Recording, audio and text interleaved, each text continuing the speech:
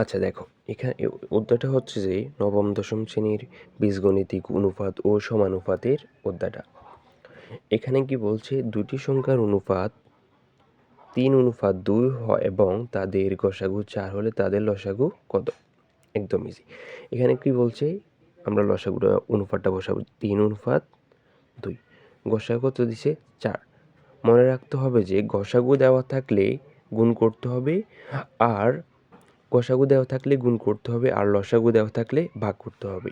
প্রথমে আমরা এই দুইটা অনুপাত গুণ করব। কত? 6। এই 6-এর সাথে আমাদের গসাগু কত দিয়েছে? 4। তাহলে এই 4টা গুণ করতে হবে। তাহলে 4 কত? 24। তাহলে আমাদের আনসারটা হবে কত? 24। সেমভাবে একইভাবে দেখো, দুটি সংখ্যার অনুপাত 5:7 এবং তাদের গসাগু 4 হলে তাদের লসাগু কত? সেমভাবে আমরা অনুপাত দুইটা গুণ করব, গসাগু দেওয়া আছে 4। তার মানে 5×7 = 35। সাথে 4 গুণ করলে হবে যে 140। তাহলে আমাদের আনসারটা হবে কত? 140। দেখো এখানে এবার কি দিছে, এবার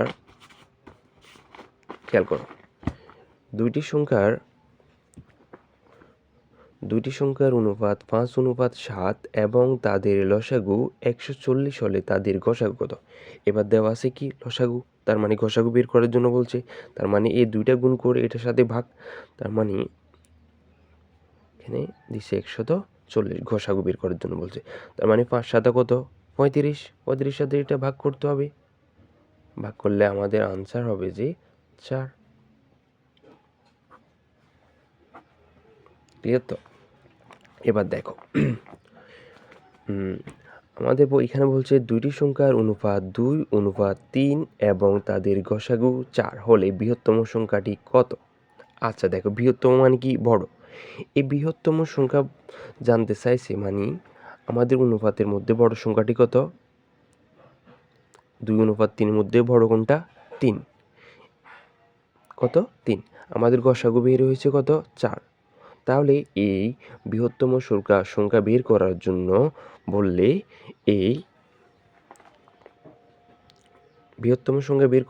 বললে এই গসাগুর সাথে কিসের সাথে? গসাগুর সাথে আমাদের বড় অনুপাতটা গুণ করব। যেমন 3-এর সাথে 4 গুণ করলে কত? 12। তাহলে আনসার 12।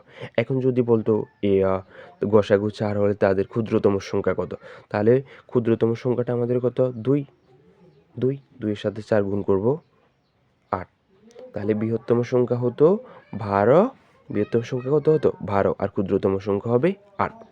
এখন এটি ছাড়াও এটা যদি বলতো দুটি সংখ্যার অনুপাত 2:3 হলে তাদের গসাগু 4, যদি বলতো সংখ্যা দুটির পার্থক্য কত বা অন্তরফল কত, কি কত বলতো?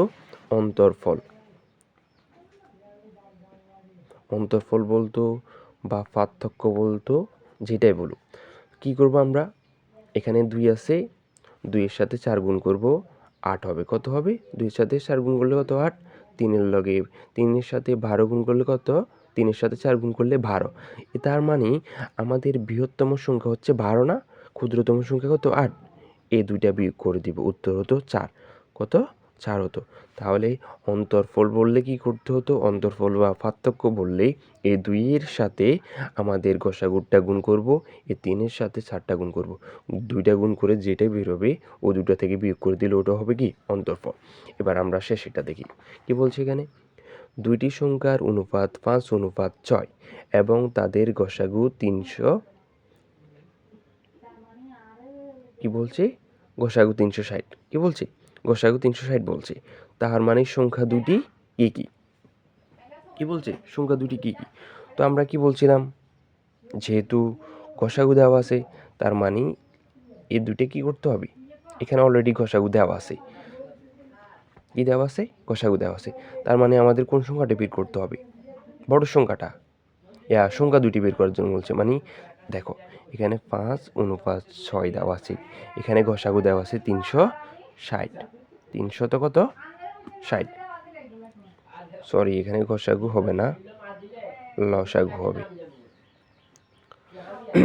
তো তো কি করতে হবে, লসাগু এই সংখ্যা দুটি বের করার জন্য বললে, কি বলছি, সংখ্যা দুটি বের করার জন্য বললে বা বৃহত্তম বা অন্তর্ফল বের করার জন্য বললে আমাদের প্রথম কাজ হচ্ছে যে লসাগু বের করা। কি বের করা, গসাগু বের করা। আমরা তো গসাগু বের করতে পারি কিভাবে, যেমন এখানে লসাগু কিভাবে বের করব, এই দুইটাকে গসাগু, আমরা তো গসাগু বের করতে পারি। যেমন লসাগু কিভাবে বের করব, গসাগু, এখানে লসাগু যেহেতু দেওয়া আছে তাহলে আমাদের বের করতে হবে গসাগু। গসাগু কীভাবে বের করবো, এই অনুপাত দুইটা গুণ করব। যেমন 5 কত 30, 5 কত 30, 30 সাথে লসাগু কত আছে 360, 300 কত 60, তার মানে এটার সাথে এটা ভাগ করতে হবে। তার মানে ভাগ করলে কত হবে 12, 12 না, তার মানে 12 কত 12। এই আমি বলি, আমাদের যদি অন্তর্ফল বলতো, পার্থক্য বলতো, বৃহত্তম বলতো, ক্ষুদ্রতম বলতো, সবগুলার জন্য লসাগু দেওয়া থাকলেও আমাদের প্রথমে গসাগুটা বের করে নিতে হবে।